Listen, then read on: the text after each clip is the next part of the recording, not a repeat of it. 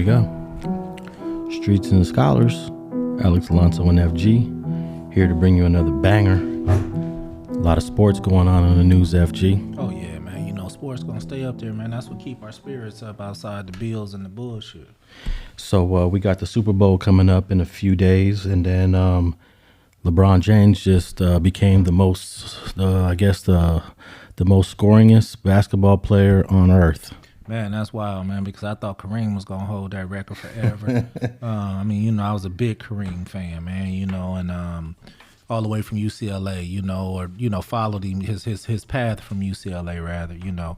But for LeBron to do that, I mean, I ain't going to lie, man, I got to give him his respect, got to give him his props. So generally, you're not a big LeBron fan? No, it's not nothing personally against LeBron. You know, we just grew up in an era where, you know, like, you know, dudes stayed on the same team for, you know, and made shit happen, you know, like Kobe and Jordan. And, you know, some of these dudes stayed on the same team and, you know, it made it happen for their team. You know, LeBron was a journeyman, you know, and moved around, which is the new thing with free agency and all the new wealth that's running around, you know, NFL, NBA, baseball. But I can't take nothing from him, man. Well, that's how I felt when Durant left OKC just to get a ring. Nah, I don't feel like that. Durant? Yeah, remember Durant was with OKC. No, I don't remember Durant. He was with Russell, James Harden over there. And then Westbrook and Right. Durant. No, I don't remember Durant being over there. Oh, man, them three and they got drafted through OKC. Durant? Yeah. Kevin Durant? Yeah. I mean, you might have to Google that, man. Maybe you already did the research, but I don't remember Durant being over there.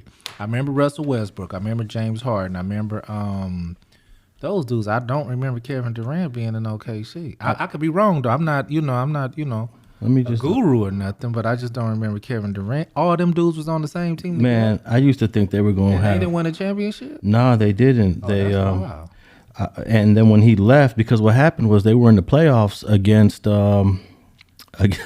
Golden State, and he just decided, all right, I'm going to leave, and they almost won it. But of course, Golden State pulled it off. Nah, they should have kept that team together. I think they could have, because they all went on to do great, man. So I'm wondering why they couldn't do great together.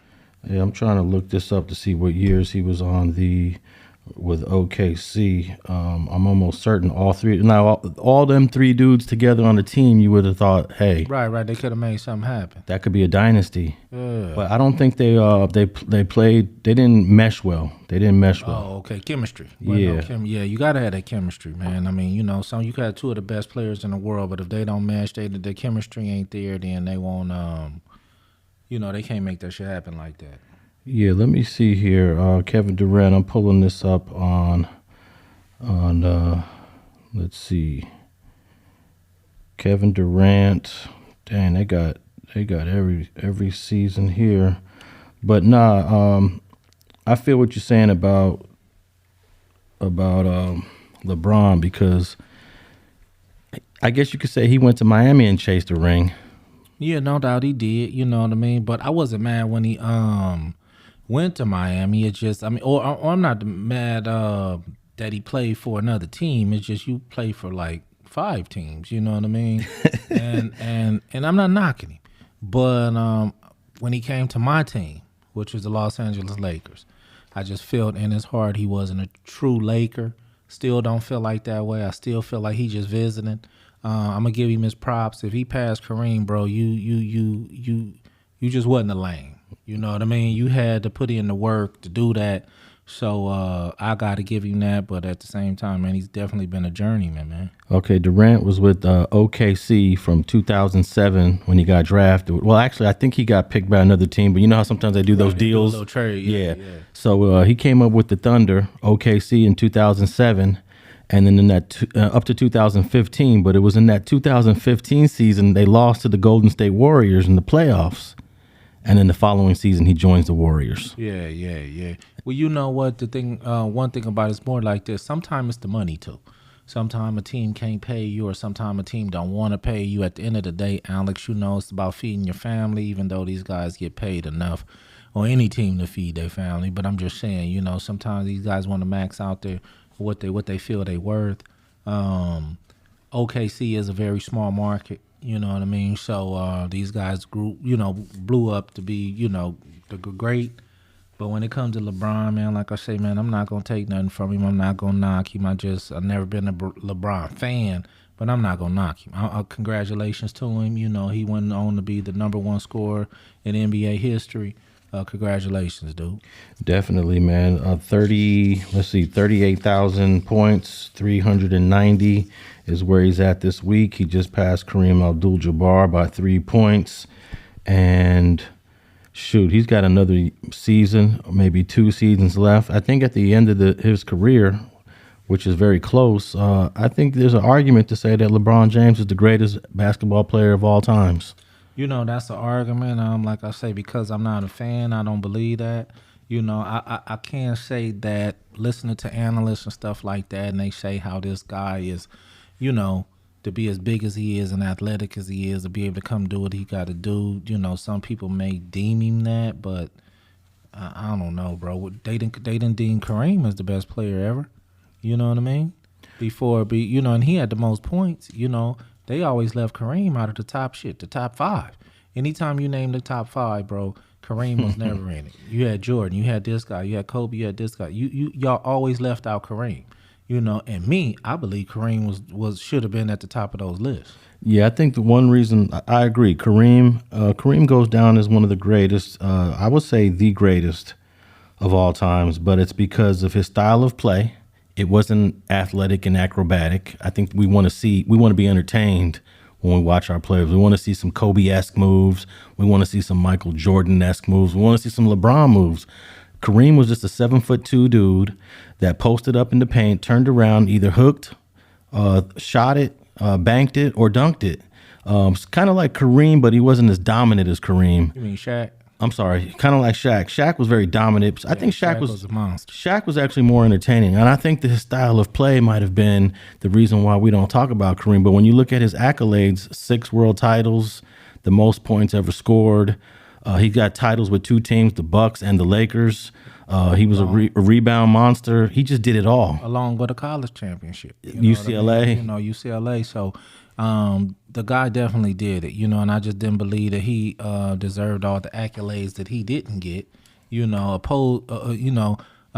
because you had shinier dudes. You know what I mean? You had dudes that did, like you say, different tricks and different acrobatic moves to get their points. But nonetheless, he still played in the league, man. And just because he was able to use something that a lot of people didn't have, which was that sky hook, you can't fault him for that, bro. No, not at all.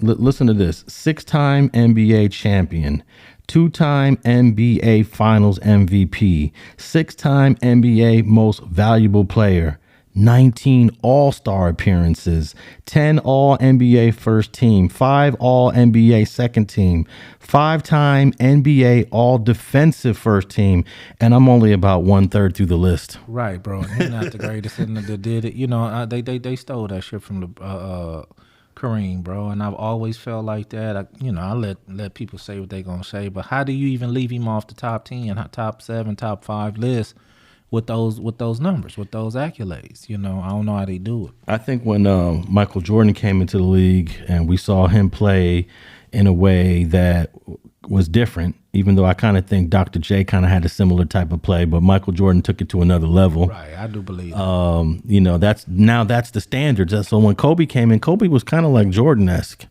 so everyone loved Kobe, everyone loves Michael Jordan. So those are the players that entertain us the most, and those are the ones we're going to talk about. And then when LeBron came in, I think LeBron was like a hybrid of being a point guard and then being kind of like big like Magic. Magic was a big dude, right. But he didn't move like LeBron moved. He didn't dominate like LeBron dominated. So he was a big guy like Magic Johnson, but he also moved like a swift point guard too.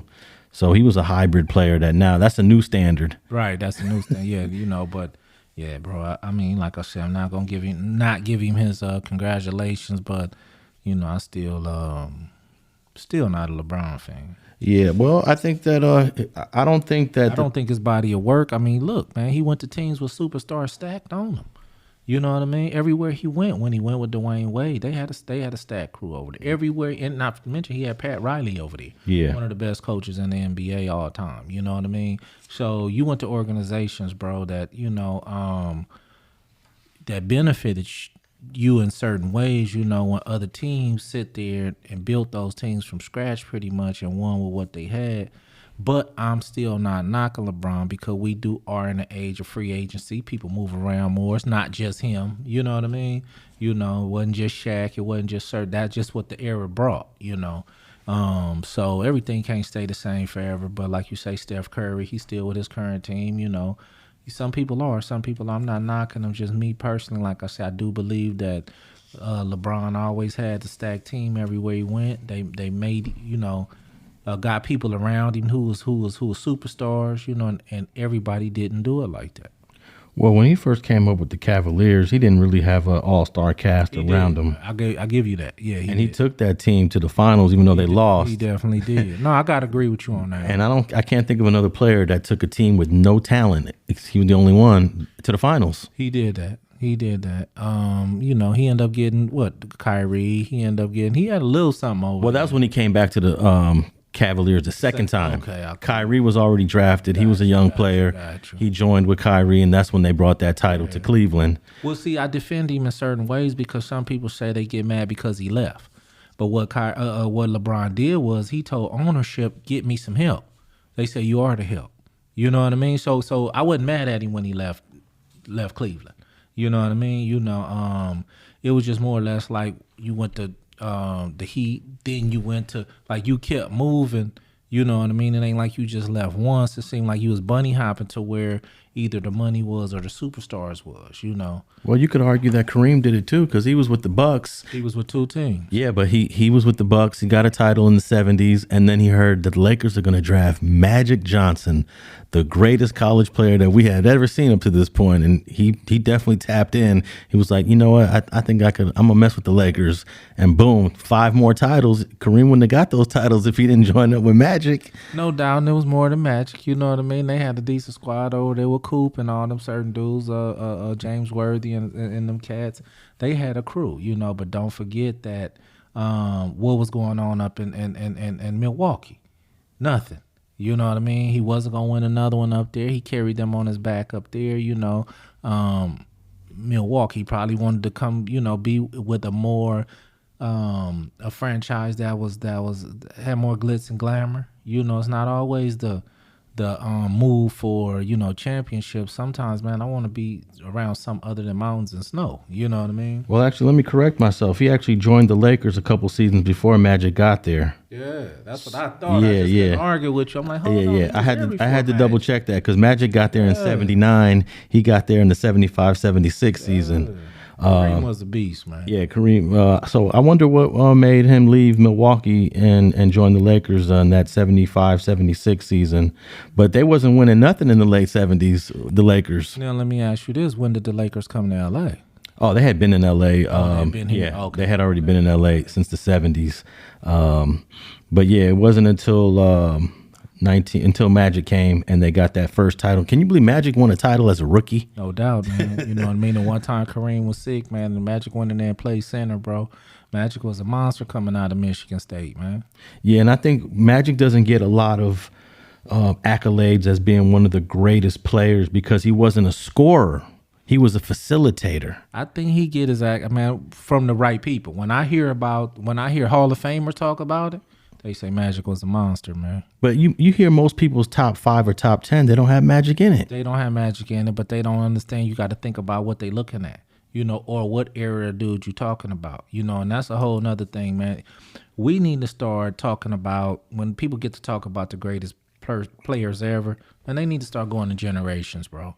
You know what I mean? Whether it's every 10 years or every 20 years, because you got to understand how shit changes. Yeah. You know what I mean? So, because my sons ain't going to tell you about no Magic. They didn't see how the shit he pulled off. You know what I mean? They ain't going to tell you about Coop. They ain't going to tell you about Kareem. They don't know. You know what I mean? All they know is a pair of Jordans because they didn't see Jordan play. They know about the shoes and the legacy because he's been, But at the same time, what about Larry Bird? What about, Robert Parrish? What about, you got so many other great, Elgin Baylor's, and, you got so many other great players. But, man, Magic was a beast when he came out. Yeah, I definitely have Magic in my top 10 greatest basketball players of all times. And you don't have to be a scorer to be considered great. This dude controlled the court. He did. He controlled the game, the tempo.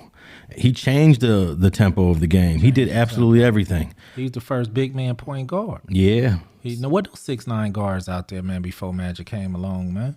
Nah, and plus he's a college champion as well. Yeah, right.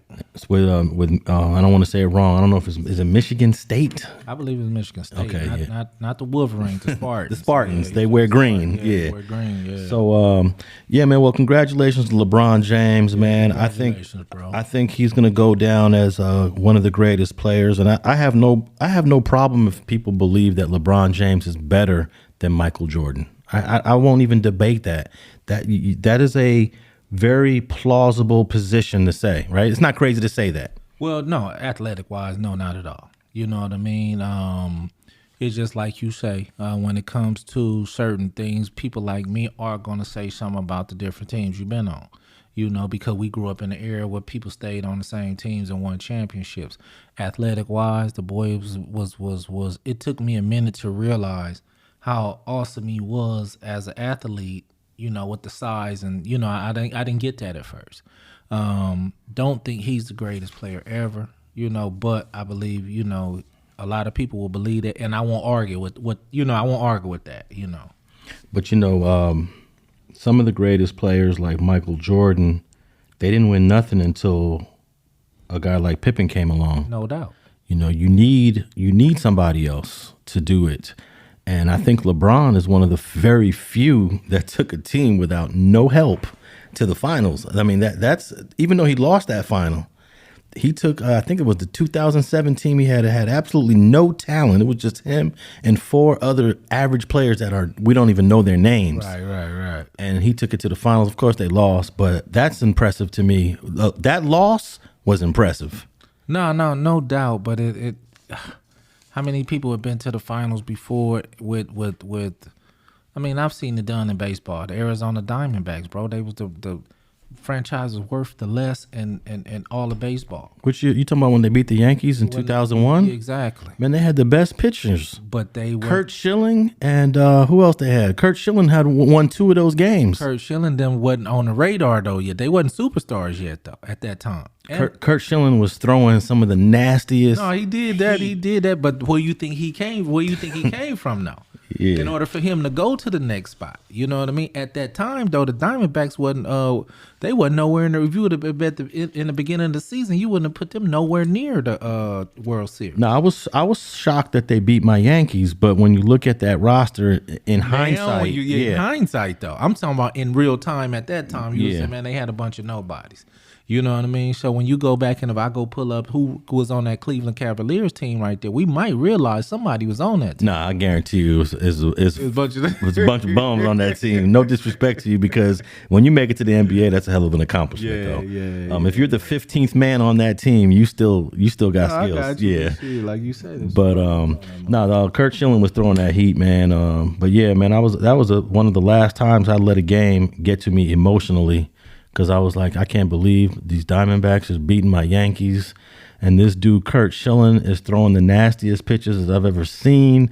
Jeter couldn't do nothing. Bernie Williams couldn't do nothing. Jorge Posada couldn't do nothing. They just sat there and watched these pitches just go right by them. To this day, man, to right now, man, I didn't know that was Kurt Schilling on that team. Oh, you didn't? I didn't realize that was him on that team. No, he got traded from another team. I just remember how they was, financially, they was like the lowest worth team. They wasn't worth shit. They was, you know what I mean? And they came up through there and was knocking fools off. But now that you saying something, I'm like, oh, this how they was doing it. Yeah, that dude was throwing. They had Kurt on that shit. Yeah, he was a beast. And I think that went 7 games, too. It went 7 games, so that was a very devastating. It had to be, bro. As a Yankees fan, it had to be. And I think it went 7 games to like the 9th inning or something like that.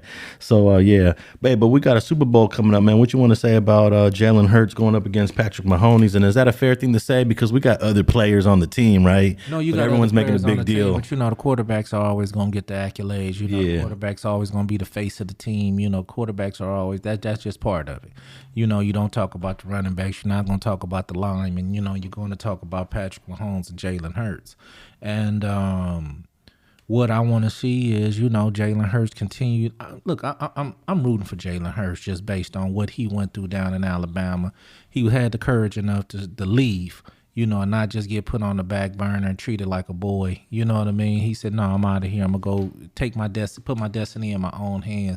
I love that about him. I would love to see the brother win a title just based on him and his experience. They do have a damn good team over there. They got two of the best cornerbacks in the NFL, they over there balling, but you're playing against the best coach in the NFL. You're playing against one of the best quarterbacks in the NFL who's already won a title and with the best tight end in the NFL, or one of them, So I wasn't impressed by how they won their last game, Philadelphia. I wasn't impressed how they beat the Niners, with a backup. They didn't start, really beating them until the quarterback went out. You know what I mean? But I always root for the NFC. You know what I mean? So with that being said, rooting for the Eagles, but either way, man, the best team, hope the best team win, man. But now Patrick Mahomes, he's already got one title. You think that him getting another, you would rather see it go to Jalen Hurts because he already got one, or? Yeah, basically, yeah, man.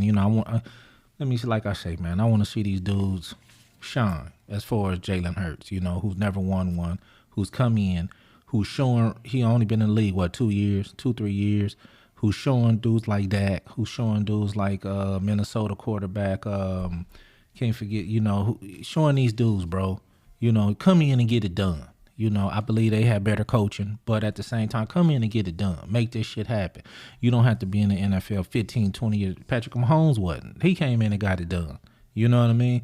And I love that mentality. So I would love to see the brother, get one, win one. I believe that both of these teams, though, in the near future, so not so much Philly, because Philly gonna lose a lot of players due to the money.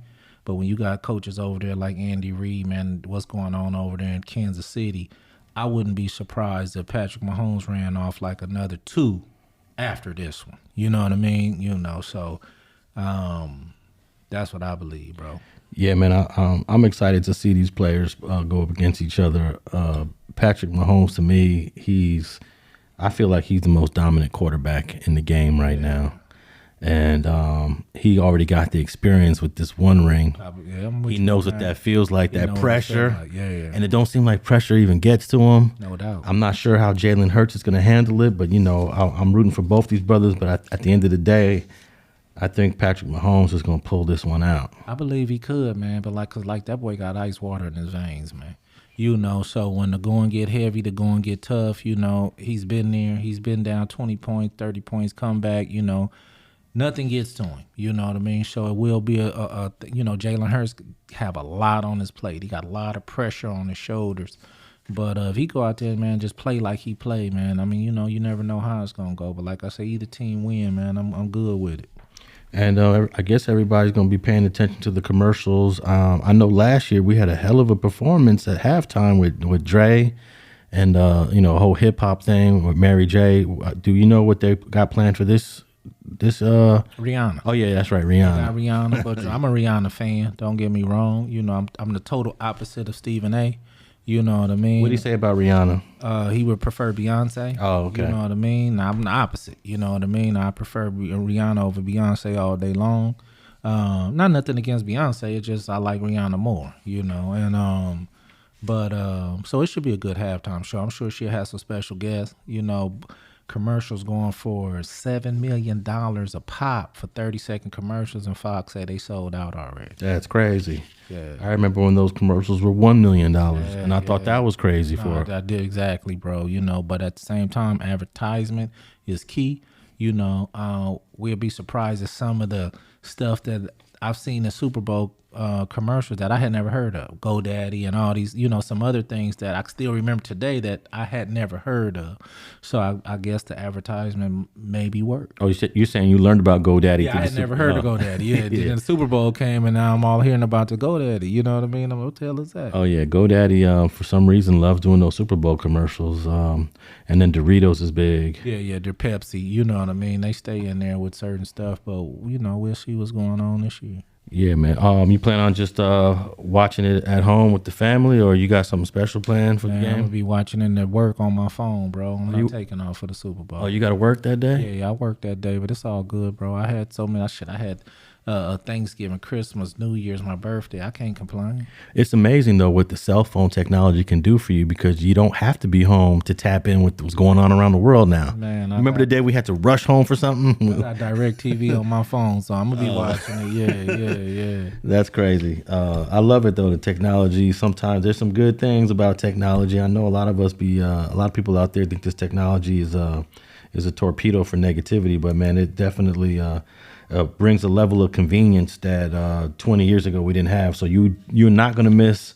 You shouldn't miss any plays really, but I guess you're gonna have to take your eyes off the screen at certain parts of your job, right? No doubt, but at the same time, just February 7th, bro, my oldest son turned 30, and he's actually going on a Super Bowl cruise leaving Thursday night, man. So I hope as long as he go out there and have a good time, man, and it's all good. Well, I want to tap in with some gangster stuff here.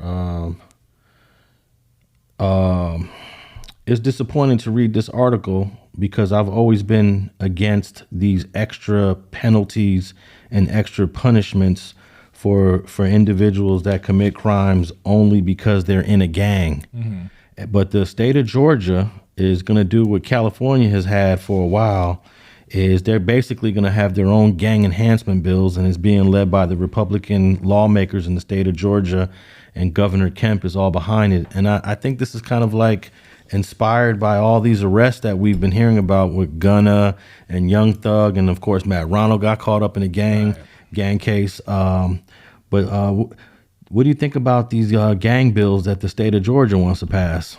For one, I think it's bullshit. For two, I think it's excessive. You know what I mean?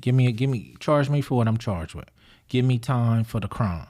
Don't give me some extra time because I was a part of something else. Because basically you saying 5 guys can go commit a crime that only met one time, and they can get, 6 years apiece, but then some guys that come in, been knowing each other 10 years and do it, and you consider them a gang or call them a gang, and they get an extra 10, 15 years for doing the same crime. I don't believe in that, bro. Yeah, it's kind of like similar. California actually has it. They've only started prosecuting more gang members under the gang enhancement law in the early 2000s. It really picked up. But California passed their gang bill in 1988, first state in America to ever pass a gang bill. And now it seems as if all the other states is copying California, but they're kind of late. It's like 2023, and Georgia's about to do it now. No doubt, but at the same time, I just don't be feeling like the ramped up charges, the enhancements of any kind should be levied upon people who commit a crime. Give me the time for my crime. Yeah. You know what I mean? Don't add some special circumstances because I'm a part of something in order to give me an extra 10 years, an extra 7 years. I really feel that's unconstitutional, but yet and still they're getting away with it. Yeah, let me read this little part here of this article. It says, if a person is convicted of recruiting minors into a gang, then that defendant will have an additional 10 to 25 years added to their sentence for first-time offenders and 15 to 25 years for second-time offenders. And here's my question about this part, recruiting into the gang. Now, I done seen little homies want to join the gang all on their own. Mm-hmm. It wasn't like we had a dude or they had a dude or someone had a dude that said, all right, your job is to get new dudes. Right. Your job is to find little homies to join in. I believe the gang recruits itself. The entity itself becomes attractive to certain people that are looking for an outlet. So in your experience, do you think that there are dudes out there that are deliberately bringing dudes into the hood, or the hood just it works on its own naturally, and people gravitate towards it? Well, both, because back in the day when I was coming up, the hood was only for people that was from the hood. You know, the guys that grew up in the hood, you know, if you play basketball or football or any kind of sport, you wasn't even enticed to be from the hood. You really still had the same privileges, you know, the same love that, you know, members had, you know, because you grew up around here, bro. We knew your mom. You played sports with us in the street or even organized sports and, you know, with teams. But at the end of the day, only the dudes that came on that block to hang out with the gangsters was dudes who wanted to be a part of that. You know what I mean? And when I was coming up, it was still dudes asking, man, you sure, dude, bro, you ain't got to do this. You know, no, I'm from the hood, homie. I fuck with the homies. Now you got dudes who actively go out, recruit dudes. I mean, bro, it's like a marketing scheme. You know what I mean? Go out and give their best presentation of what they gonna get from the hood. You know what I mean? And that's why you have so many dudes right now is from neighborhoods that they never grew up in. It's an active marketing thing right now to recruit dudes to be from your neighborhood, no matter where they from or no matter where they live. So I can understand what they saying in this bill about the recruiting process, because you do have to understand that today's day members are being recruited. Now, do you think that's a function because maybe some of the hoods that where you grew up around, most of them are kind of small, they got small areas, so it's kind of hard to maintain a certain size of membership, as opposed to like when you go on the west side of LA, all the hoods are huge. Mm-hmm. You know, like you go from the 40s to the 60s to the 30s to the 20s, all the way to the Harvard Parks. These areas are so big, it just seems like no one needs to recruit because the areas encompass such a large area. Yeah and no. Yeah, because you know what I mean. Like you say, you want to be able to compete with certain gangs when you go out functioning as a gang. You want to have enough members to where you pull up at, you know, something in, you know, the villains. You want to bring enough homies to be able to represent. You know what I mean? But as intelligence showed us, you know what I mean, numbers don't always equal success. You know what I mean? The more dudes you recruit, the more, you know, a lot of them is busters, you know, because they even recruitable, you know, and they not from around. So these is when, you know, shit start happening, dudes get to telling and shit, all them numbers don't, you know, it's glitz and glamour when it look good, but, you know, it's a whole lot of these dudes is busters, you know what I mean? So that's why I never believed in the recruiting process, because if you got to recruit somebody, how trustworthy are they? You know, when the shit hit the fan, you know, we all in the county jail, you know, fighting attempted murder or something, or fighting anything, you know, how strong are you now? You know what I mean? So I don't believe in me personally. Plus, I never want to entice. I was a young athlete coming up. You know what I mean? I never wanted to entice kids to be a part of something that they didn't want to be a part of. But the dudes who came around and showed diligently they wanted to be from the hood, you know, okay. But like you say, it is dudes out there that's recruiting because they need their hood to be bigger to represent, like, you know, the bigger gangs. Yeah, I guess we're in a generation now where we see more gangs.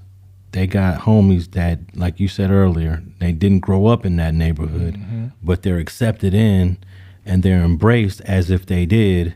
And I see that's a turn that to me ends up more negative than positive, because the bonds that these guys have with the turf is not the same as if you were born and raised or at least grew up in that area. No doubt. And I think that creates more division. It creates more conflict. And then before you know it, there's more increased gunplay. And then you're realizing this dude didn't even grow up here in the first place. No doubt. So the love that person has is not going to be the same. It's kind of like, I don't want to, maybe this is a bad comparison, but you don't love your stepchild as much as you love your biological child. That might not be the best comparison, but it's kind of like that. You know, you're a step dude to the hood because you didn't grow up here.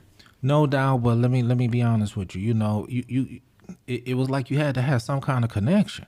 Your grandmother could have lived here. You know what I mean? And you know, you stay with your grandmothers for every summer, or, you know, half the year, and your mom was dropping you off so much that you was around us. That's a good connection. That's a good connection. You know what I mean? But when you got dudes that just going out, man, I got homies right now that just go out, and when I say homies, I mean just Pirus, period, from different hoods.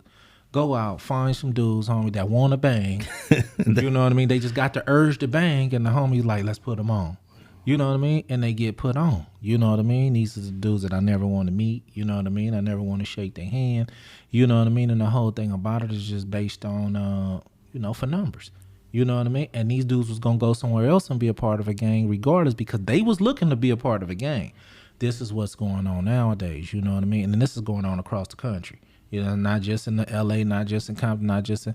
This going on everywhere, man, that these dudes from whatever reason, whether they coming from fatherless home or broken homes or they just looking for love for one way or the other, some of these dudes is really actively looking for gangs to join.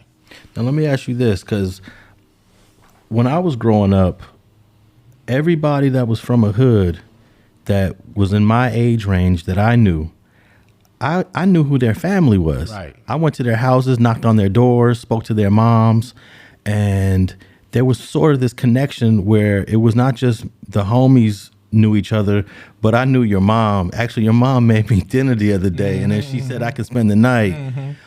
I don't know if the level of connection between families is existing today. Well, you got to realize, for one, some of these dudes ain't coming from real families. Some of these dudes are coming from parents who are gang members themselves. You know, who condone some of the bullshit because some of these moms and came up through somebody's hood, came up out the Pueblos, came somewhere, and they think that shit cute. So when they seeing their son gang bang, you know, and I was talking to an OG Crip today, man, and you know, he come up out the, you know, generations before me. And I was asking him, homie, when you was walking out the house with blue khakis and black croaker sacks, white t-shirt, what was your mom saying? And he really said, bro, that was the attire. My mom didn't know. I never had a rag out around my mom. I pulled my pants up, and that's how it was, Alex. You know what I mean? For a long time, most of us didn't even think we was gangbangers. Now these new parents, man, is condoning this shit because they know what's cracking, and they still condoning it. You know what I mean? You better rep your hood and shit. You better push your line. You better not let nobody punk you. That's not no advice, you know, a parent should be giving the kid. We snuck and did it. That maybe why we was harder, maybe why we was more fierce, maybe why we snuck and gangbang. Now these kids can just gangbang, go in the house with a red rag on their head, a pistol in their pocket, and their mama dinner on the table. So the culture is changing as far as the parenting is concerned, you know, so that's what's changing a whole lot of shit. That's a hell of a point there, because you basically saying that this generation, the family structure, I guess, is more weaker. No doubt. Than it was in previous generations, even though these families came from poor, low-income areas as well. And yeah, we're in a point now where most kids, some kids that bang, their parents banged. Back in the 80s, it was very rare, unless you was Mexican, right. Nah, that your parents banged. Yeah, your parents was working class. Yeah, your parents worked. And not to cut you off, but I hear you say come from the ghetto or... Man, if you think about it, Alex, our parents was doing cool. Yeah, middle class, right? Middle class. Yeah. Our parents was cool. Now, don't get me wrong, it is some homies that came from projects or, you know, came from poverty. A lot of us didn't. Especially if you talk about the Compton car, if you talk about the West Adams area, if you talk about certain areas, bro, you know, talk about the Carson dudes.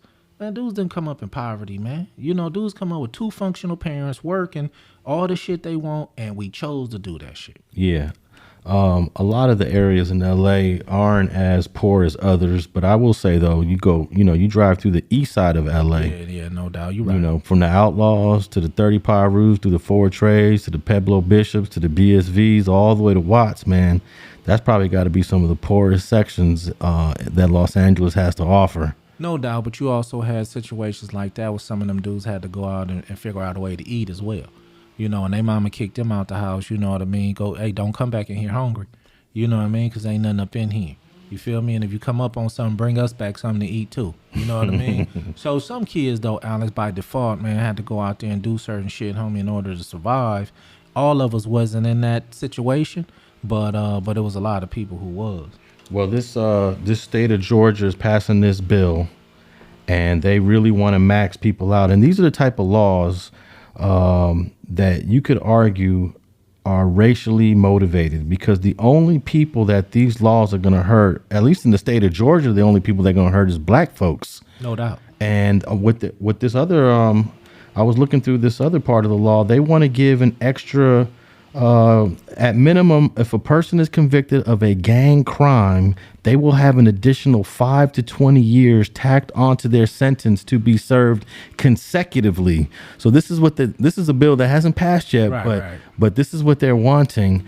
And like you said, just go to jail for your crime. Just do the time for that crime without no extras to it, without doubling the penalties. And that's what the state of Georgia is trying to do with their new gang law. And I'm very disappointed in it.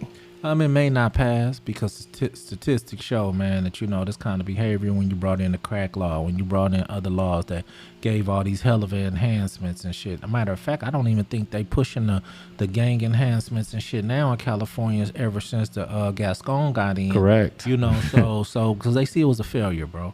We ramping up this time for majority of black people. Give them all this time, but it's disproportionate. And that's the thing. That's the problem is y'all not doing it for other races. Y'all strictly putting this shit on a certain demographic of people. You know what I mean? It ain't across the board. Yeah, Gascon has definitely he hasn't gotten rid of the law. The law is still there on the book. He's just not prosecuting those cases as such, because to a certain degree that some of these sentences don't make sense. I mean, if you're going to prison for murder and you get your 25, 30 years, that's pretty much all of the rest of your life if you're, in your 20s or 30s. Right. But these prosecutors before Gascon, they wanted to give you like 50 years, 70 years. You're already like 25 years old and you're getting sentenced to 70 years in prison with all the enhancements. That's just, it gives you no hope to go to prison and think you're ever going to come home again. No doubt. And let me ask you this. A dude who's a lifer, a dude who has nothing to lose in a prison yard, is that the kind of the most dangerous dude on the yard? Not to a certain degree. Not after they've been down a certain amount of time. Some of them came to peace in terms of what they there for. Some of them come to peace in terms with because everybody on the yard not a lifer. And they got these dudes that's going home in 2 years, 4 years, 5 years, 9 years. And they came to a point in their life that this is my life. I live here. You dudes is visiting. You know what I mean? So I'm going to get as comfortable as I can, mind my business. When I got to Victorville, man, I never forget Bonnie Sweets and them, man. They had life sentences, man, and had been down by at that time 20 years, 22 years. They didn't talk to dudes like me. It wasn't nothing disrespectful. They just, bro, you got 10 years, man. You know what I mean? You going home, And when I first got, it took them a while till they seen what it was with me. But it took a minute before they opened up. They just was in their own world doing their own thing. They didn't want to be a part of your bullshit. They not inviting you into their bullshit. They living their life as peaceful, as comfortably as they can, So no, not all of them that got lifers carry it like that. Now, don't get me wrong. It definitely is some. Don't give a fuck, because if I stab you and I got a life sentence, what you think they gonna do? Send me to another prison yard and let me back out on the yard and do the same shit. You know what I mean? So it works both ways. I've seen it both ways. Well, we'll keep an eye on this bill and see if it passes. I think because it's a mostly Republican government there in Georgia, even though they just elected a Democrat for Senate, Raphael Warnock won an election there. But for the most part, it's a red state, but it might be turning blue. But we'll see if this gang bill passes. Hey, I wanted to tap in with this on some more gangster shit here. This politician in New Jersey, her name is Eunice Dwumfour. Somehow she was driving her car, I guess minding her own business, and she got gunned down on February 1st, and nobody knows what happened to her. Yeah, she definitely got knocked off, bro. It's pretty brave to knock down a city official. But you said it's a her, It's rare women get knocked down like how she got knocked down, which lead me to believe it could be some foul play. Yeah, well, the police say that there's no clear motive. There's no suspect. They don't even have enough video footage. We talk about this all the time, that, hey, it's kind of hard to knock somebody off and not get caught on video somewhere. So the police are actually asking the public in New Jersey that if you were in the vicinity, if you got a camera on your car, they want to know. Let me tap in with this clip, man, because I believe that this might have been like more planned out done on like a professional level, but I mean it's a little too early to say. But take a listen to this. Eunice Dwumfour was shot and killed outside of her home in Sayreville, New Jersey. Late last night, she crashed her car after being repeatedly shot while behind the wheel. A 30-year-old Republican councilwoman was pronounced dead at the scene after being shot multiple times, and police believe she was the intended target. But so far, a motive for this shocking, cold-blooded killing remains a mystery. New Jersey reporter Anthony Johnson live at the scene in Sayreville with the breaking details. Anthony. The councilwoman was sitting in her Nissan Murano vehicle just a few feet from where I am standing. That's where the shots rang out. Residents out here, they heard the shots last night around 7:30, saying there were multiple shots, a series of shots that they heard. The councilwoman's car then took off down this road, and it crashed into a vehicle's down the road from here, and that's where police found her dead inside of the vehicle. And as you said, now police and authorities are looking for a motive. I heard the bang, bang, bang in succession twice. The murder of Councilwoman Eunice Dwumfour has shaken her neighbors who were home when shots rang out last night around 7:30 in the roadway next to her apartment building. I can't tell you how many it was, but I heard boom, boom, boom, boom, boom, boom, boom, boom, boom, and I'm like, oh shoot, that is a gunfire. Dwumfour was elected to the city council in 2022 and was seen here attending a council meeting on January 23rd of this year. She is from Newark, New Jersey, and was serving as a member of the GOP on the Sayreville Council. The fact that this incident happened in this quiet neighborhood is shocking. Like 5 or 7 gunshots. That's basically it. I think I was ready to peek out the window and I didn't. Then I just walked away. The councilwoman was found inside her car, which traveled about 100 feet and slammed into 2 other parked vehicles. At this point, it appears the councilwoman's murder was targeted. I mean, I pray for their family, you know what I mean? Like, I don't know, I'm just praying for them right now. Now, a couple of residents out here say they did see somebody run from the scene. There's a separation between a couple of these apartment buildings. They saw that person running in that direction, then finally jumping over a fence to get away from the scene. There is a camera near this location that may have picked up something. Investigators are still out here on the scene. This case is being handled, of course, by local cops and the Middlesex County Prosecutor's Office. Okay, man. What's the first thing that comes to mind hearing about this? When I heard the person saying the gunshots, man, that sounds like they was with the business. Yeah, she got knocked off, man. I don't know what she did, what kind of stuff she was caught up in, you know, but that sounded like they were coming to get their target. Yeah, man, and she's an elected official. I mean, how often do we hear about an elected official getting gunned down in public like that? No doubt, but like I say, she pissed somebody off, man. You think this is personal, like maybe an ex-boyfriend or something, or maybe this is on some on some political shit? Man, I want to say it's on some political shit, but at the end of the day, I'm not sure. You know, that part I can't put a finger on. You know, I do believe that she was targeted for sure. That's what I believe. But I can't say political or personal. Yeah, she was only 30 years old. That's young. Yeah, it says here the Middlesex County Prosecutor's Office has stayed silent for nearly a week on the death of Eunice Dwumfour, the 30-year-old member of the Sayreville Borough Council, who was found dead in her car on February 1st. Let's see here. Yeah, I just think this is really bizarre that they decided to gun her down right there, pretty much, I would say, right in open, in broad daylight, right in the public. So I don't really know what to think, but when I hear someone getting shot and gunned down like that, to me that sounds like it's like business. No doubt, especially a woman. Yeah, especially a council person. You know, so many factors in there that we could say, man. You know, especially, but man, they got their man. Well, this article here says that law enforcement authorities have refused to say if there are suspects in the shooting, if they have a suspected motive, or if they believe there's an ongoing threat.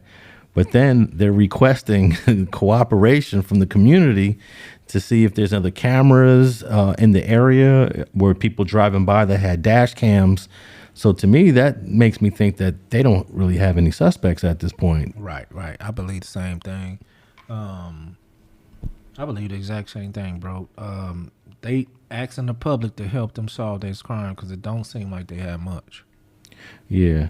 All right. Well, rest in peace to this young lady, man. I'm gonna put a picture of her on our Instagram page. Our Instagram page is street.and.scholars, and she was a young sister from New Jersey, and I have no idea. There's a picture here of her car that when I guess she lost control of it, and there's some damage to it. And rest in peace to her and her family. What you gonna say? I was gonna say, yeah, you tend to lose control of your car. You got 6-7 bullets in you. Yeah. Oh man, and that's just bizarre, man. When I see these stories, because it's not really like no street shit. But what's crazy is that we always think that this violence that we've lived around is like reserved for like the lowest parts of society, right? Like for the black and brown communities that are, living at poverty levels. But this violence is used and instituted and quarterbacked on all levels of society. All levels of society. And we don't tend to talk about it when the elite use violence or when it's used in government or within politicians. We don't know who's involved in this, but I can tell you that violence is used on all levels of society, all economic levels, all racial levels, but we're the ones that always get like the finger pointed at and the stigma when violence happens in our communities. No doubt, that's 100% correct about that. But at the same time, man, there's people in all social classes that shit is happening to, violent shit. You know what I mean? We don't always hear about it, but it's definitely happening. Yeah, man. All right, so I want to tap in with yeah, bro. I kind of laid in the bed late last night, until about 5 p.m. Got some rest. I was behind on my sleep. So when I got up, probably about 7 to 8, man, I drank a cup of coffee. I didn't get a wink of sleep last night, man. I watched 1, 2, 3, 4, 5, and now it's catching up with me. Is that right? Yeah, that's what's going on, man. Oh, okay. I usually tend to I usually can go to sleep off a cup of coffee, though. Nah, that Folgers last night had me up and down. So you didn't have a strategy in place to put yourself to sleep faster? You know what? I didn't, because I'm usually just as soon as my head hit the pillow, no matter what, I'm out of there, man. But like I say, man, I watched every hour up until I never got no sleep. So I just got up at 6:30 this morning, went on about my day, but it's catching up with your boy now. Well, we let's get through this. We good. Let me. I want to talk, since we're talking about violence, man. These 3 rappers from Detroit, man, they got knocked off. Damn. These were 3 Were they really rappers, or they just calling them rappers? No, they were really rappers because they had a show. They had a show that they were supposed to do, and the show got canceled. Oh yeah, and all of a sudden they came up dead. Well, first of them, they were reported missing. They was like, where are these guys at? And then they found all 3 of them dead in some apartment somewhere. That's strange, bro. Yeah, let me tap in with this story right here real quick. With a breaking news alert. We're going to start Local 4 News at 6 with breaking news from Highland Park, where 3 bodies have been found inside an apartment building. Jacqueline Francis is live. Jacqueline, this may be connected to the search for those 3 rappers who disappeared almost 2 weeks ago, right? Yeah, we're getting more information by the minute here. You can see it's still a very active scene. We've got the main crime scene over here, but first I want to start with 2 state police troopers. They're right there talking with a gentleman on the scene here. You can look over here, and this is where the police tape is. Police sources say they believe the bodies found are those of the missing rappers. We've also learned that police have reached out to the mother of one of those missing rappers to alert her of the discovery of the bodies. The 3 rappers have been missing since January 21st. They were supposed to perform at a Detroit club, but the performance was canceled. That's when they disappeared. We've been reporting on this all week, and again, it was just this evening that we found out that 3 bodies were discovered in an abandoned apartment building, and police sources are telling us that they believe those bodies are those of the missing rappers. Again, still a very active scene. Michigan State Police is assisting DPD on this investigation, and they recently just tweeted out that they're waiting on getting a search warrant so that they can go in and search the abandoned apartment building. So again, you can see new information developing pretty much every minute here. We'll stay on scene and bring you the latest. Reporting live, Jacqueline Francis, Local 4. Yeah, certainly more to come. Okay. Yeah. Okay. So that's wild. So these guys were supposed to do a show, and then the show gets canceled. Somehow these guys disappeared. The show was on January 21st. They disappear, and then they're found 2 weeks later, all dead in this building, man. And this is a triple murder. And I know here in LA is bigger than Detroit, and even in LA, we get a triple murder every once in a while. You know, it's not that common where 3 bodies are found. But so this is a huge story. You know, whoever gets arrested is probably gonna get the death penalty. No doubt. But I'm trying to figure out how you lure 3 people for one. How you either lured 3 people to an abandoned building, or how do you carry 3 people to an abandoned building? Nah, they were definitely lured there. They had to be lured. You can't get 3 people to an abandoned building. I mean, that's a lot of work, bro. And here's the problem with this. Probably one of these guys was targeted, but they knew that the only way we can get this one guy, we're going to have to get all 3 of them. Because there's no way that all 3 of these guys pissed off the same dude, right? No doubt, but to an abandoned building, though. Like, Alex, you can't get me to, like, you know, just randomly, hey, bro, let's go over here. I'm finna meet this dude at this abandoned building. Abandoned building, that don't even sound right. Yeah, but Detroit is... Detroit numerous for knocking shit off. But hold on, so that's my point. You know, certain places, we in Philly, bro, you can't... You talking about meeting somebody at an abandoned building with shit, with a pistol.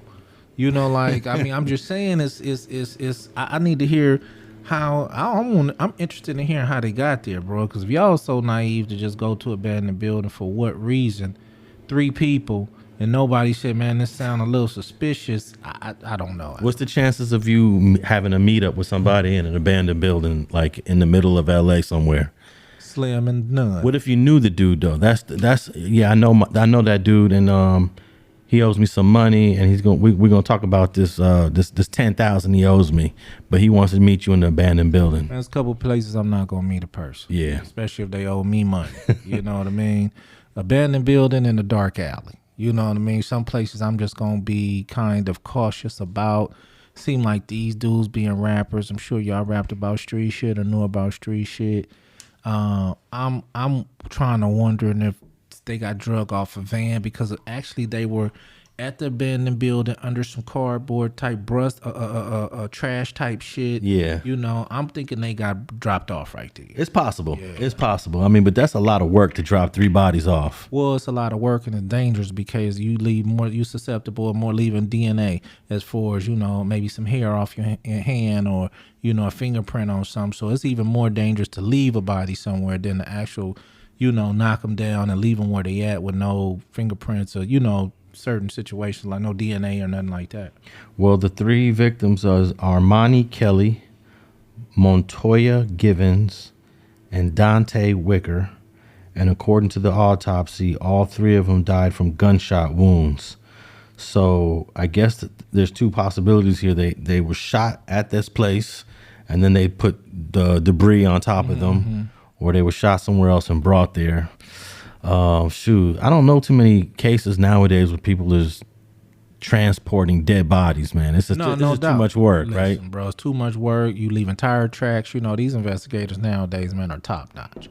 You know what I mean? You leaving tire tracks. You susceptible of getting caught on a video camera. You know, so many things that can happen in that situation. So I agree with you to that point. I just don't know 3 dudes that's going to, you know, talk somebody. Man, if I tell the homie right now, hey, look, I'm finna go meet this dude at a abandoned building, man, come roll with me and shit. You know what I mean?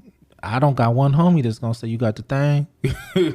You know, it's just at abandoned building. You know what I mean? Unless they didn't know the spot was abandoned when they were told to meet there. I don't know, but that's why I say I'm gonna be looking for more into this just to see if something comes up. Okay, but you answering this question from the lens of an FG that has a level of wisdom that you didn't have, let's say, when you were 25 or 26. I think I was smarter than I am now at 25 or 26 when it came to the street shit. That's some street shit.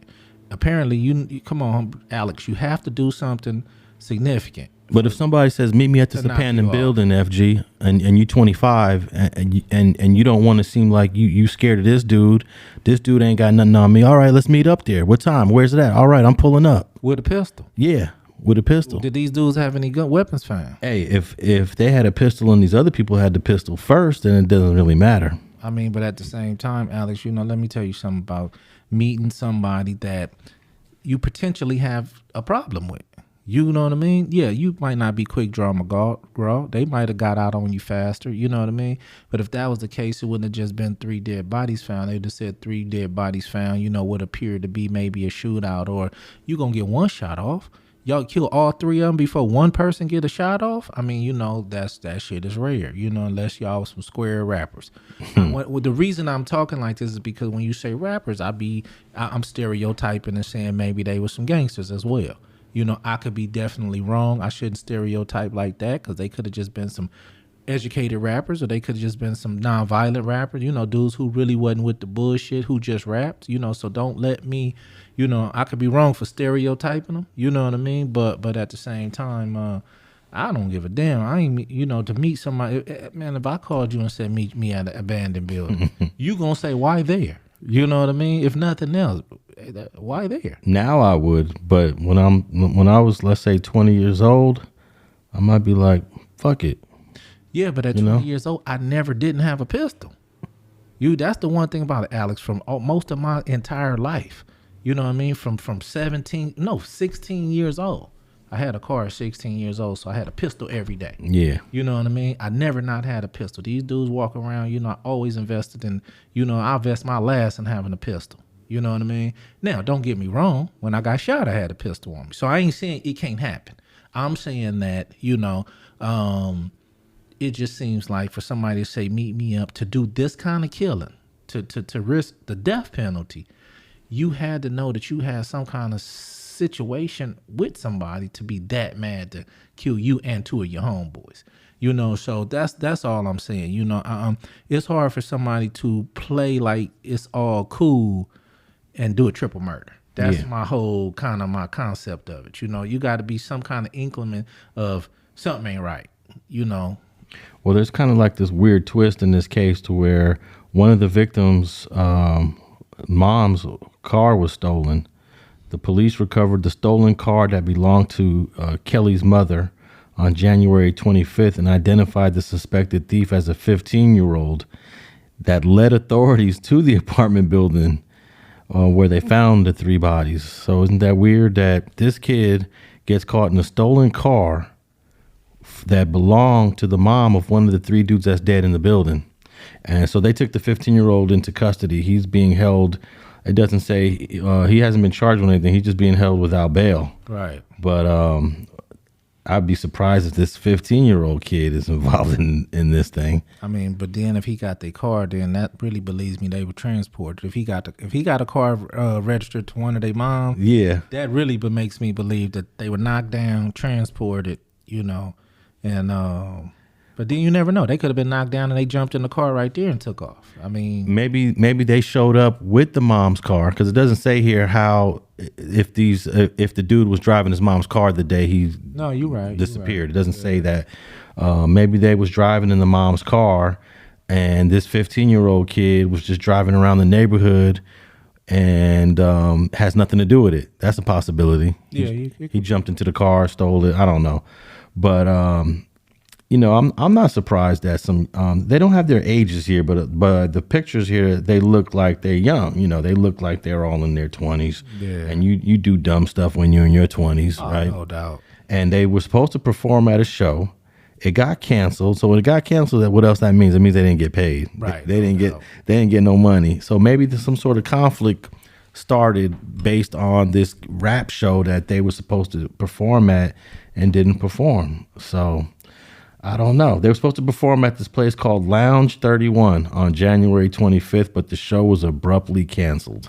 Well, you know what, man? I hate to see 3 young brothers losing their life. I hate to see that they parents and, siblings, if they have any, and things of that nature. Kids, if they have any, man, I hate to see them have to go through that, bro. Yeah, man, that's like this is a big like loss, man. I mean, any life loss is a big loss, but I'm 3 at once, so this is 3 mothers, this is 3 families, maybe 3 fathers. Everybody's just, this is a huge loss. But I'm gonna tell you, man, I've been to Detroit a couple of times. I've drove through the hood in Detroit a couple of times. And that's a place that I always feel like, wow, anything can happen here. This is the place. It feels lawless. It feels like it's turned up on a whole nother level. And it's a lot of black folks. It's a lot of poor black folks in that. Yeah. So I'm always a little nervous when I'm rolling through Detroit. But they say this is Highland Park. I guess this is a part of Detroit, Highland Park. Warren Police. It's not the Detroit PD. This is the Warren Police, so which is probably like just a small little section right next to Detroit. But we're gonna find out what happens in the next coming weeks, and we'll see if you're right about. You believe that they were knocked off somewhere else and then dropped off there? Transported. That's a possibility. It's a possibility. It's a lot of work if that's what they did. A lot of work. Bro, to be honest with you. All right, man. I wanted to just tap in with one more thing before we leave here, man, because we talked about Tyre Nichols last week. What a tragedy. 6 cops were terminated. 5 cops were charged. We're hoping that white cop gets charged too. Remember the white cop, Preston Hemphill? Right. He hasn't been charged yet. No, but a lot of people are calling for him to be charged. But we just learned that one of the cops that was on the scene was taking pictures of Tyre Nichols while he was on the ground there dying, and started texting these pictures, which is against all policy within the police department over there. And this shit is just crazy. No doubt, man. It definitely. That makes me believe that it's more to it. Who are you texting these pictures to? If it wasn't other officers on the force, you shouldn't be doing that.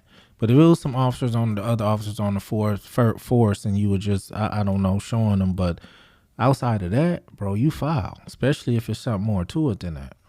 Well, the officer that did this is Demetrius Haley, and investigators found out that he sent these pictures to other officers, a civilian worker, and a female acquaintance. Okay. What the hell does that mean? To other cops? Okay, I get that. You sending it to your colleagues you work with. A civilian employee within the police department. All right, I get that too. Even though it's foul, I get that. Yeah. But then to a female acquaintance. And I've been hearing rumors about this. I was going to say some of them rumors might be actually not rumors. Because the rumor I heard was that Tyre was having I can't even say affair. Was hanging out with a woman that he worked with, and apparently the cop may have knew. You know how bad this is if that's true. You know how bad this is if he actually sent her a text message of what was going on. They gonna hang that boy, man. They gonna leave him out to dry, bro. It says here that this is according to CNN. The officer, you admitted you shared the photo in a text message with 5 people, 1 civilian employee, 2 MPD officers, and 1 female acquaintance. This letter says. You admitted to that? Yeah, it's admitted. This is in a letter. During the administrative investigation, a 6th person was identified as a recipient of the same photograph. So, it's good to know that the Memphis PD and the Memphis authorities are really investigating this. But I'm tripping that. I love the quick investigation, the quick reaction, the quick charges, the quick arrest. But are they doing this because they black? Yeah, that's why I purposely use the term that I use. I don't like to use the term, hanging somebody, But at the end of the day, man, they're going to make an example of this dude if that's the case. Example that they wouldn't make out of another race if it was the same situation. If it was the same situation, we probably barely would even hear about that news. I feel, I believe they definitely going to make example out of all these guys. But if this guy really did that, they're really going to make example. They're really probably going to take it to the extreme, probably change that 2nd degree to 1st degree. And if they feel any kind of premeditated malice was going on, that definitely can change. And if that's the case, man, that's a life sentence. Well, according to the CNN report, Demetrius Haley, the police officer that's been on the force since 2020, admitted that he did it. I mean, because he probably couldn't admit that he didn't do it. But keep your mouth shut, though, right? Don't say nothing, man. Don't say nothing. You're going to have a lawyer eventually come in there and defend you. Nothing, man. Yeah. But, some of these dudes think they, Honest John, or if I play Honest John, I get a less harsher sentence. Bro, if they found out you did that, man, and find out that you know something more than everybody else know, like maybe you knew of this guy, you know what I mean? Or if it was true that he really was having an affair with a female that you have an affair with as well, man, that ain't gonna come over well, bro. Hey, no matter what you admitted and trying to be, honest John, it ain't gonna happen. Yeah, I'm a big fan of you keep your mouth shut and let the investigation take its course. But as a police officer, it must look really bad when you don't want to cooperate with an investigation with the same people you work for. Yeah, but you got to fight for your life. And the life rules say, just shut up. Don't say nothing. Let my attorney sort what out. He going to sort out. And we'll fight it from there. And I don't know why people don't get this. I don't know why people go to the police station and think they can talk their way out of something. And if you ever listen to any of the Miranda rights on any cop show in America, you know what I mean? You got the right to remain silent. Anything you say can and will be held against you in a court of law. Bro, what part of that you don't get? Yeah.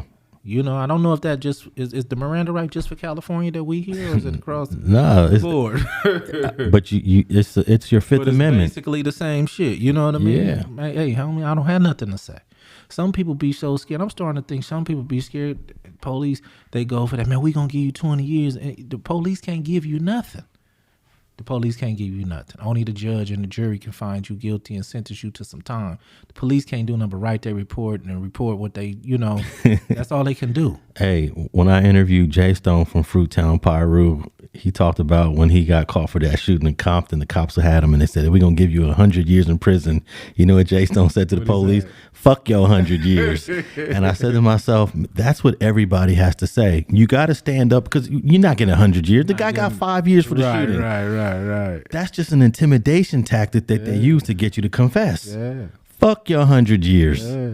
But I guess it's a little tough when you're not bred like the way Jay Stone was bred. He bred like from the streets, all the way through. Mm-hmm, so he's the type of guy, and he ain't gonna fold under pressure. Right. He understands. Yeah. But there's so many dudes that fold under pressure, and even with the TV shows like First 48, we see how bad it goes for the guy who cooperates. We got a TV show that shows you. This guy cooperated. He spilled the beans, and he made their job easier. Real shit. And we still haven't learned. I mean, I get all these cases all the time, and these dudes be making statements, and I'm shocked. But I'm not too shocked that a cop makes a statement, because I feel like, okay, this is your organization. These are your people. You work for these people. So to a certain degree, invoking your Fifth Amendment seems like now you're not one of them anymore. They're gonna treat you like an other. Yeah, but they already charged him, man. He was already charged from the beginning. Boom, we charge you. Once we charge you, see, all bets is off. You're not a part of them no more. But he still has the police union that protects cops regardless if you're charged. Be quiet and let them protect you. Don't say nothing and let them protect you. You know what I mean? And I mean, he in his mind, he knew that they would check his phone records. He knew that they would find this information. Yeah. He probably figured that it's no doubt they're going to find it. So let me tell the truth on that. My problem is don't try to tell the truth on one piece and don't tell the truth on another. You're going to get caught up every time. You know what I mean? So, is you going to tell the truth that you was messing with that girl as well and you knew who this dude actually was? If you ain't going to do all that, just confess to everything and alleviate the whole trial and the whole situation. If you're not, man, don't say anything. Yeah, I'm going to find it hard to believe that this cop, Tyre Nichols, and this cop, Demetrius Haley, have a common female friend. I mean, I'll be shocked. I'm like, I will too, because I'm gonna be honest with you. I don't believe this brother was that stupid to text her this. I'm not saying I'm not shocked if that they didn't or didn't have the same female acquaintance. I'm saying, bro, this dude is a cop. You should know better that you don't text nobody and send this type of shit out. That's the part I'm disappointed in him in, as far as I'm shocked about. You know what I mean? Like, bro, you actually did that? You if don't nobody know, you a cop. You've been in courtrooms, or you had cases before where this kind of testimony and phone records was brought in the courtroom. You know better than this, unless you just didn't think. I mean, you was that. I don't get that part, Alex. So you could be right. It may not be what it seemed. You know what I mean? It could be a whole female that don't have nothing to do with nothing about the Tyre situation. You know, I just feel like he wasn't that dumb, you know?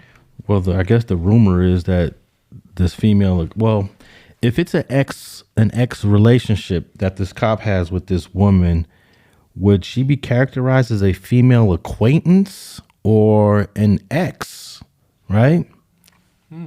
It could be both when it comes to that. You know, they can characterize it as anything. I'm just shocked that he would know that this guy has his baby mama, acquaintance, or anybody else number in his phone, and you got the same number in your phone, and you willing to text. I mean, bro, that's and as a cop, you know, somebody else, if you was an ambulance driver, you ain't no criminal. Cops damn near like criminals. They planting shit on people and doing certain things, and they know how to get away. You know, you've been in too many courtrooms. I'm just shocked if he really did that. I'm real shocked. Yeah, I'm shocked. So in that regards, I don't think it might be true, you know. Yeah, I mean, there's a lot of rumors spreading online, and so far, most of the legitimate news sources haven't taken this female acquaintance to the level that some of the gossip websites have taken it to. Right. But sometimes the gossip stuff ends up being true, though. No, sometimes it do. That's why I'm saying I want to see how this pan out, and I'm starting to think, you know, that I hold. Let me see. Even on some gangster shit, I would have held him in higher regards than doing some goofy shit like that.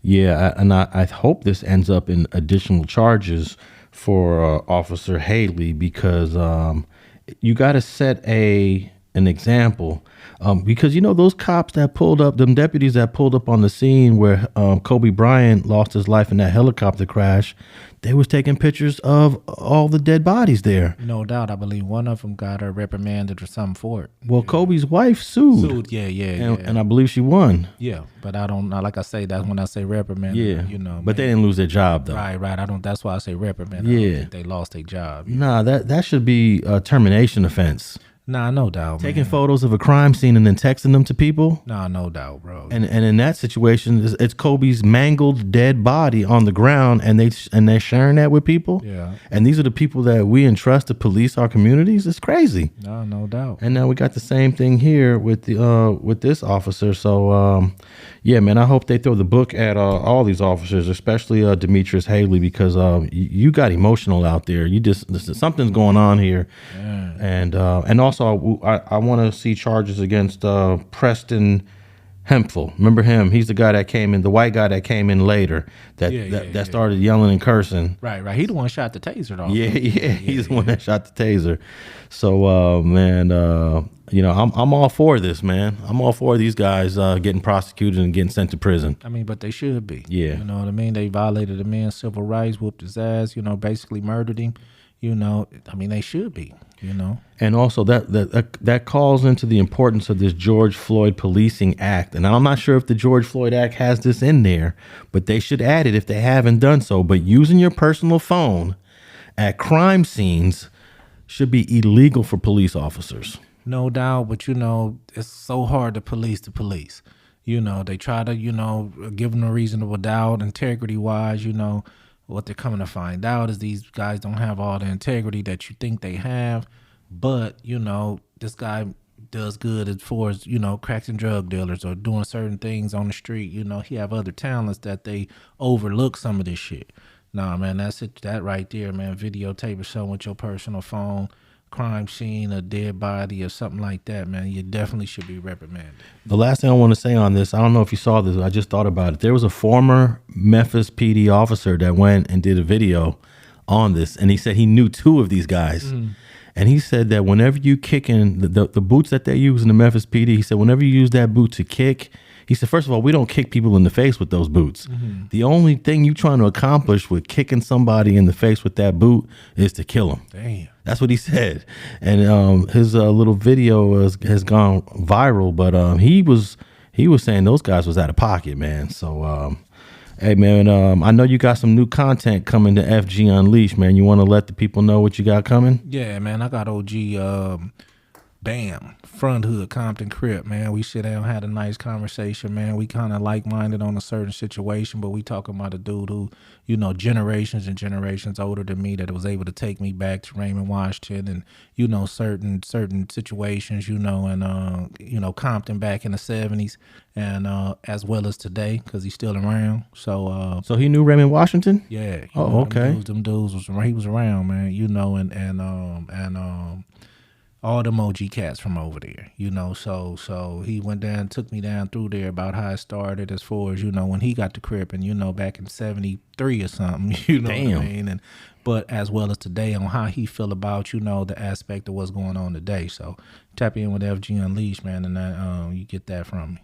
Yeah, man, there's only like a handful of people left that actually knew Raymond, Washington. Yeah. That are still around, man. Well, you know, a lot of guys, when you say know him, some of the dudes just met him. Yeah. You know what I mean? One hand, and what's up, big homie? You know, so I can't say that he had a personal relationship with him, you know, and but at the same time, man, you know, I really got some good insight on, you know, how shit was moving back then, you know, especially how the Pyrus was, you know, the interaction with the Pyrus at that time, because, you know, Crips integrated Centennial way back then, which I kind of didn't know. I always thought the rules had a lock on it, but no, that wasn't the situation, you know. Yeah, it took a while before that became an all Pyru school, but in the early 70s. No, I know that the Carvers used to go to Centennial. No, the Carvers, Mona, Front Hoods, and one other hood. He said that they was dominant at that mug. Yeah. Yeah, I remember there was some conflicts at Centennial High between the Carvers and the West Side. Well, we call them the West Side Pyrus, but back then they were just the Pyru Street Boys. Right, no doubt, man. You know, and you know, but to hear, you know, how dudes evolved, you know, and what dudes' mindset was back in those days, opposed to, you know, like you say, the gang members are now. You know, it really shouldn't be no gang members right now. You know what I mean? After the between me and you, after the intelligence that we have, you know what I mean? It was like when the crack era came. Who knew that, you know, this kind of a drug was gonna put this kind of effect on the community? Now we know.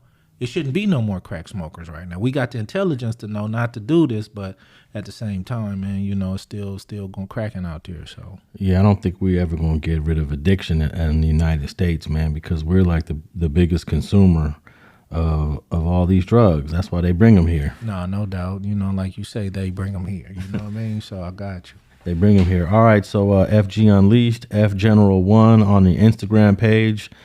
And tap in with me, Alex Alonso 101. Send in all your questions and comments. And also, if you're listening to us on the Apple Podcast app, leave us a rating and review. I'll definitely check those in a week or two, and maybe say some of your comments over here on the air. Make sure you hit the Instagram page for Streets and Scholars, Streets and Scholars, street.and.scholars on Instagram. And make sure you check out all the video clips on the Street TV platform that I'll be putting on this podcast and also for other podcasts, including Spider Lokes podcast, Facts Over Feelings. Make sure you tap in with Facts Over Feelings. That's another podcast we got going over here. And thanks for tapping in with another fire up episode of Streets and Scholars.